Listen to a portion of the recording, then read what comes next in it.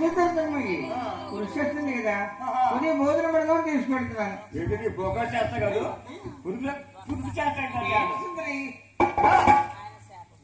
అది పురుగు చేత కాదు, మరి అట్టు సరస వ్యాధి ఎత్తుకుంటే మనకు వచ్చే వ్యాధి. దాన్ని విడదగా వస్తున్నావా ఇంట్లో కాపురం చేస్తావు లేకమా వెళ్ళండి. అనుకున్నది నా నేను కూడా లక్ష్మీ తీర్థమ్మ రాకముందు మాకు తిండి కూడా లేదమ్మా. వచ్చిన తర్వాత కాస్త భోజనం చేస్తున్నాం. చూడతాయి ఇష్టమైతే త్వర కాపాలు చేయండి లేకుంటే వెళ్ళండి.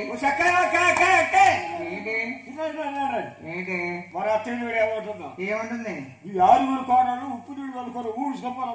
అయ్యో సుందరమ్మా నేను వెళ్ళిపోతున్నానే. ఎక్కడికి? మా పుట్టింటికి నేను వెళ్తున్నాను.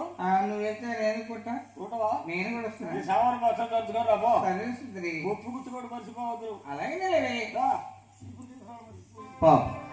లక్ష్మీ తీర్థముకి కుష్టి వెళ్ళి వచ్చిందని ఆరుగురు తొడుకోలు కలిసి పుట్టినకి వెళ్ళిపోతున్నారు. అత్తగారు భోజనం తీసుకొని వచ్చి లక్ష్మి అమ్మా లేదు తల్లి నీ కొడుకు భోజనం తీసుకొచ్చానమ్మా. ఒక్కసారి పోయిన బాగుంది అత్తయ్య. అత్తయ్య ఈ వ్యాధిలో గొప్ప బావ చూచి ఆయన భరింపగలిగిన అత్తయ్య. ఆయన వచ్చేంతవరకు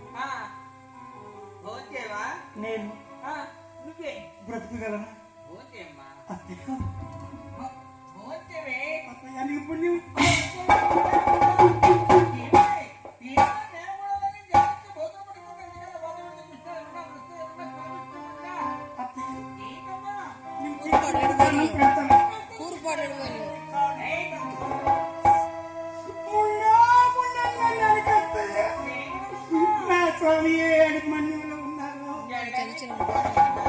ముండని నన్ను అడుగుతల్లా ముండని నన్ను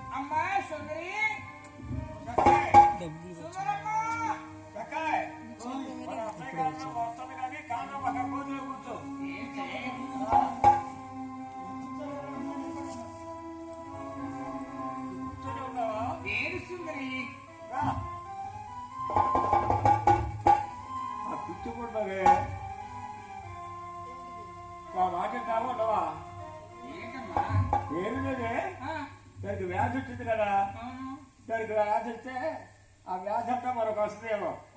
దాన్ని విడుదలగా వస్తుంది ఈ రాత్రి వేళ వీడి చల్లీలో పడేది ఎవరికో దాని పాపాన పోతుంది. సుందరి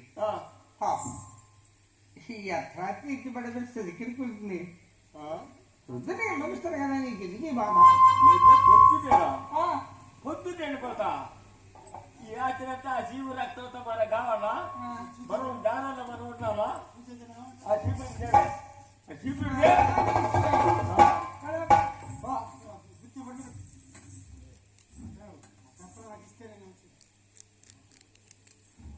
బుద్ధి బొట్లో పెట్టు.